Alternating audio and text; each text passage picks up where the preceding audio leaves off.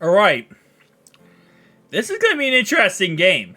And I want to start this off by saying this is not a game we're going to be taking lightly.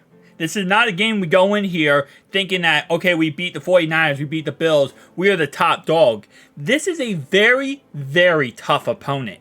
And I want to give full credit and full credit deserved to CJ Stroud. CJ Stroud is one of the best young rookie quarterbacks we have seen in probably a couple years.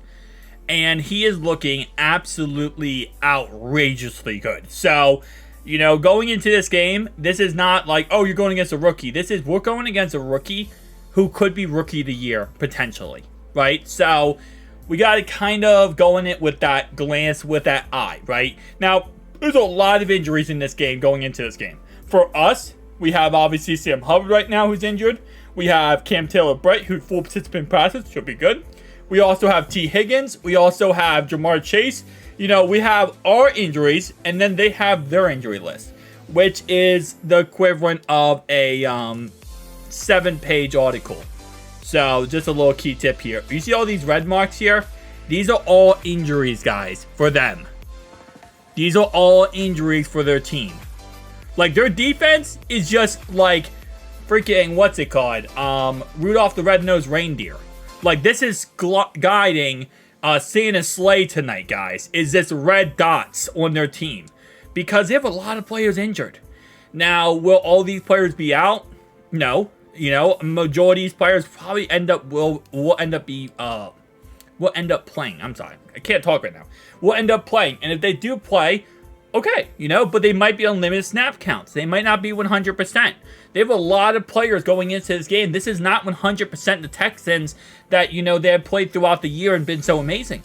But it doesn't really matter when you have that good of a quarterback.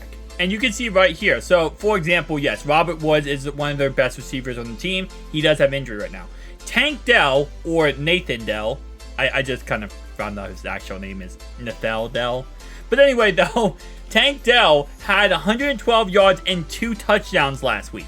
So again, like I said, you got to keep taking consideration that this is a complete roster. Even if they have injuries, they're still going to be able to go out there and play a very good game of football.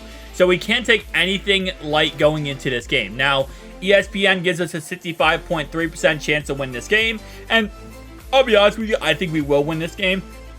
I think this game's going to be a lot closer than a lot of people are thinking going into it. Now, Vegas has a line of -7 for us. Again, listen, we are 5-3. We are playing some of the best football right now. But this is how teams who are in our spot every single year fall apart or, kind of slowly start diminishing down and crumbling, is they take games like this for granted. You cannot. And again, they're 4-4. It's not even like they're a bad team, like record-wise. But again, you got to go into this game thinking that this is just as good as the Bills. This team is just as good as the Chiefs. Just as good as the 49ers, right? Does not matter. So, let's break down this game and talk about my keys to victory. Number 1, and this is probably going to be pretty much plain and simple here. Our line has to block better so we can go under center. The way we're going to win this game is by going under center and letting our offense get to open up our offense yet again. Last week, our offensive line had our worst blocking grades. Not the worst of the year, but it was pretty close to the worst of the year. And because of that, we ran 0 plays last week under center. Every play we ran was shotgun.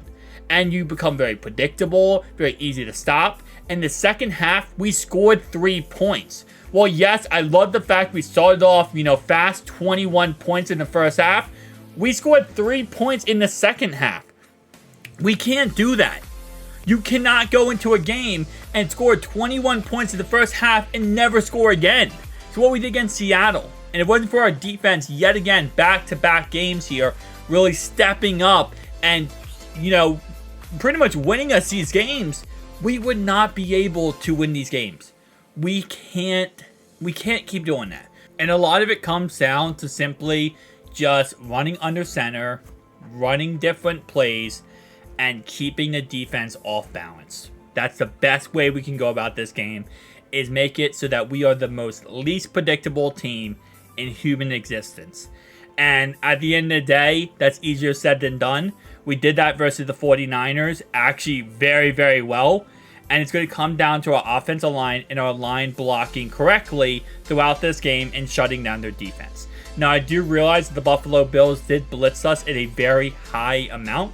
And that obviously does change a lot when they are blitzing 5 to 6 people every single play. You might be like, well, even a great offensive line is not going to do that amazing. And that is true, right? So again, like I said, I'm not sitting here saying our offensive line did awful and was the worst thing ever.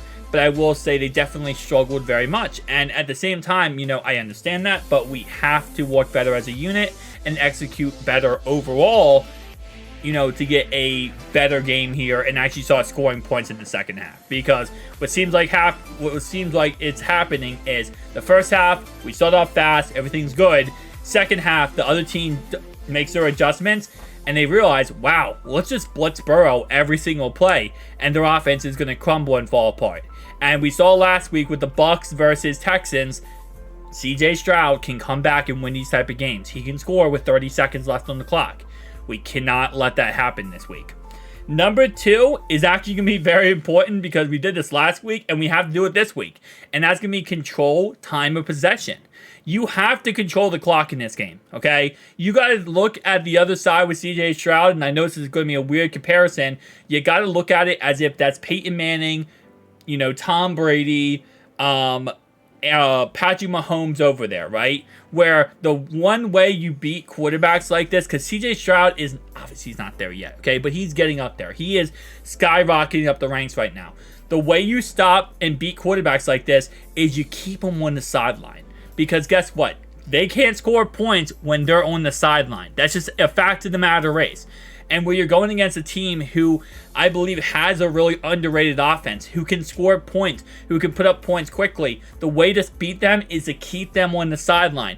Keep your defense rested so that when they do come out, they do go on the field, your defense is ready, your defense is rested, and they're going to get after them over and over and over again. So again, like I said, there's all these situations where you got to keep this in mind that if you can't control time of possession, this game cannot become a shootout. Because I don't think our offense can go out there and do a shootout throughout this game. We have to control time possession, keep the game in our favor and under all control.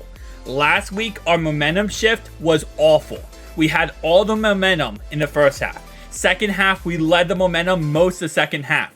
But because our offense started kind of pissing away the game, we lost all the momentum. And the Bills gained it all back. If it wasn't for our defense making critical plays to get the ball back on turnovers, we would honestly have lost last week. So we have to keep that momentum, keep the game clock, and keep time possession. We're not going to win if we don't do that. We have to. My third and final point on how to win this game, run the damn football. And I'm not just saying with Joe Mixon, by the way. And I'm not saying split it with Travion Williams. No, I like the end arounds. I like the trick plays.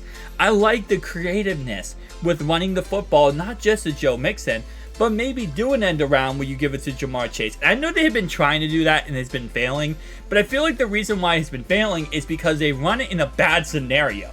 So yes, at the end of the day, if you run it in a stacked box where there's 8 people on the line and you're like, oh, I'm going to do a trick play and I'm going to do a, end around here to, T. Higgins or Jamar Chase, that's not going to work, okay?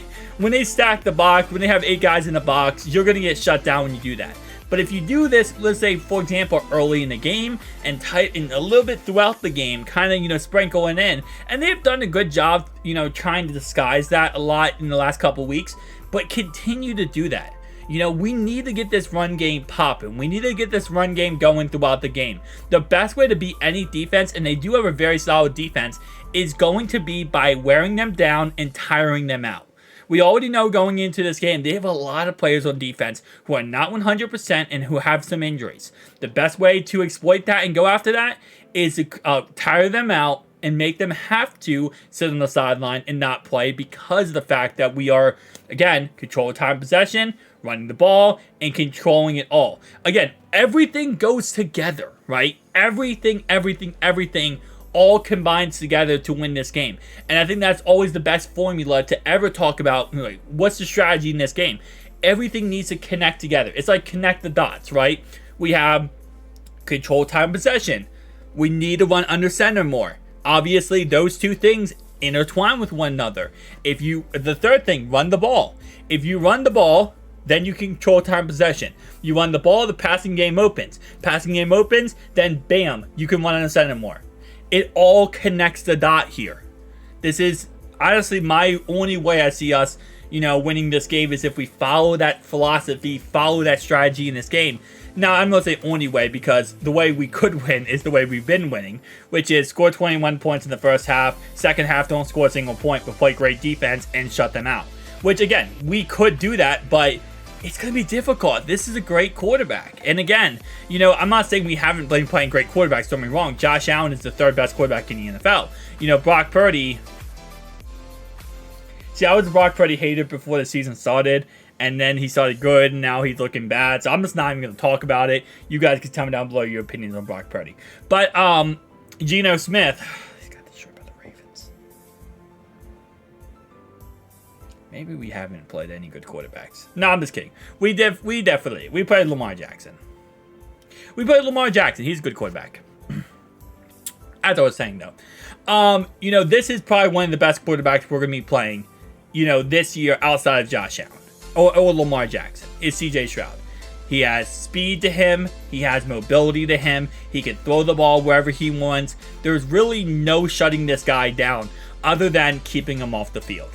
And that's going to be how we have to do this game and control this game. So again, like I said, it's going to be a fun game. Don't get me wrong. It's not going to be a difficult game in the aspect of as long as we stay to our own principles and we keep everything in front of us, we should be perfectly fine. We are playing at home, so that's another benefit / dub here is that we don't have to play on the road. But we have to just continue to, kind of keep our philosophy throughout these games. This game is just as important as any other game on the schedule. Period.